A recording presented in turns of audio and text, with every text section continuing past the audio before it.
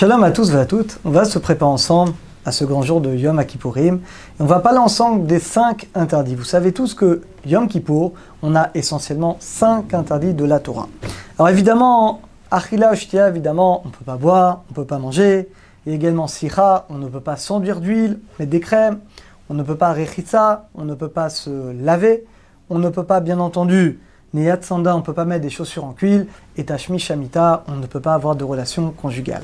On va, Bezat Hashem, faire un petit résumé de chacun de ces interdits. D'abord, on peut se poser la question, pourquoi 5 interdits? Pourquoi 5? Il aurait pu en avoir plus, moins, pourquoi 5?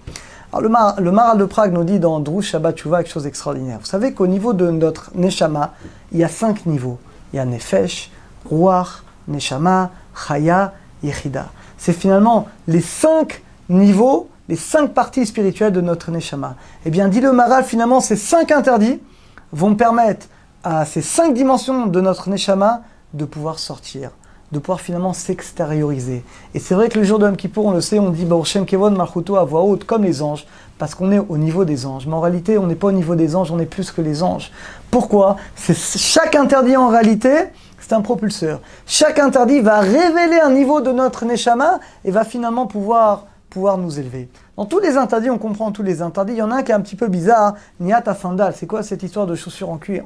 Surtout qu'aujourd'hui, on a des chaussures qui ne sont pas en cuir, qui sont encore plus confortables. C'est quoi le problème? A dit le Maharal a également dit que la chaussure, c'est quoi? C'est la matérialité. C'est ce qui nous rattache à la terre. Et bien finalement, c'est ça. Yom Kippourim, ces interdits vont nous permettre de nous détacher de la matérialité et d'atteindre un niveau spirituel tellement gros, on va dépasser les anges. Et les attachés, on aura le mérite, chacun d'entre nous, de dévoiler ces 5 dimensions, de savoir que Nefesh, Ruach, Neshama, on l'a toute l'année. Mais Chaya, Yechida, il n'y a que les grandes sadikim qui la ressentent. Ou alors, il y a des moments clés dans l'année où même nous, on peut les ressentir. Par exemple, Rosh Hashanah, Kippour. C'est des moments-là où les niveaux les plus élevés de notre âme, on peut arriver à les ressentir, alors que le reste de l'année, ça demande un travail extrêmement approfondi.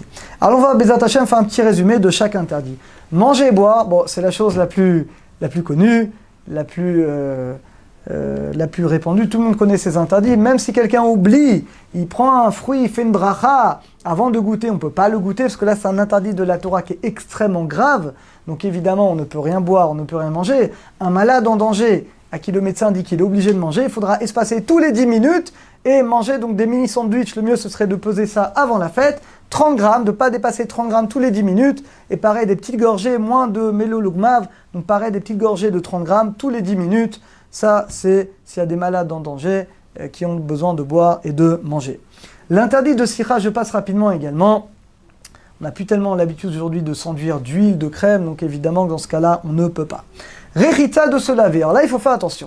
Ça, tout le monde le sait, évidemment, on ne peut pas se laver ni à l'eau chaude, ni à l'eau froide durant Yom Kippour. Mais attention, on ne peut même pas mettre le doigt dans l'eau. Ça veut dire, quand on sort des toilettes, ou même on va faire Netilat Yadayim uniquement jusqu'aux phalanges. Alors pourquoi jusqu'aux phalanges?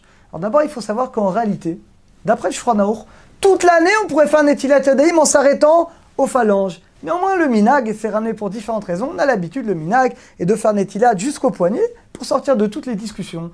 Donc là, finalement, on ne peut pas faire Netilat pour le plaisir, on fera que le minimum légal. Donc quand quelqu'un, il sort des toilettes, ou quand quelqu'un le matin, il veut faire Netilat Yadayim, uniquement jusqu'aux phalanges, on fait bien, on dit bien entendu la bénédiction, et avec quand il reste un tout petit peu d'humidité sur les doigts, on peut dans ce cas-là un petit peu se frotter, se nettoyer légèrement, dans ce cas-là, les yeux. Maintenant, s'il y a une saleté, évidemment, si j'ai une saleté, dans ce cas-là, je peux l'enlever. Alors par contre, les Kohanim, imaginez les Kohanim qui vont nous bénir à différents moments durant Yom Kippour, eux, ils ont le droit de faire Netilat normalement. Pourquoi? Parce que eux, ils ne le font pas pour le plaisir, ils le font pour la mitzvah. Étant donné qu'ils le font pour la mitzvah, ils ont le droit. Pareil, imaginez un malade en danger, qui va manger du pain. Donc lui, il va faire Netilat Yadayim. Là également, il ne le fait pas pour le plaisir. Donc là, il fera Netilat Yadayim, il le fera dans ce cas-là totalement normalement. Mais sinon, encore une fois, uniquement jusqu'aux phalanges. Alors, Neilat Sandal, tout le monde le sait, on n'a pas le droit d'avoir de chaussures en cuir. D'abord, c'est que les chaussures. Donc il n'y a aucun problème. Chaque année, les gens demandent les ceintures en cuir, il n'y a aucun problème. Les Chachamim, les sages n'ont interdit que les chaussures. Tout ce qui est le caoutchouc, les crocs, aujourd'hui, c'est beaucoup ce style de semelle en caoutchouc, bois, il n'y a plus tellement, plastique. Tout ça ne pose absolument aucun problème. L'interdit, c'est uniquement le cuir. Même si aujourd'hui, les chaussures qu'on a, elles sont encore plus confortables que les chaussures en cuir, peu importe, quand les Chachamim font un décret, une xéra, on ne peut pas l'étendre, on ne peut pas le prolonger. Le décret a été fait, uniquement les chaussures en cuir, donc le reste, il n'y aura pas de problème. Si quelqu'un doit porter des chaussures en cuir, imaginez un malade ou quelqu'un qui doit traverser un endroit qui peut être dangereux, il pleut, il peut tomber, il faut des chaussures en cuir pour pas tomber.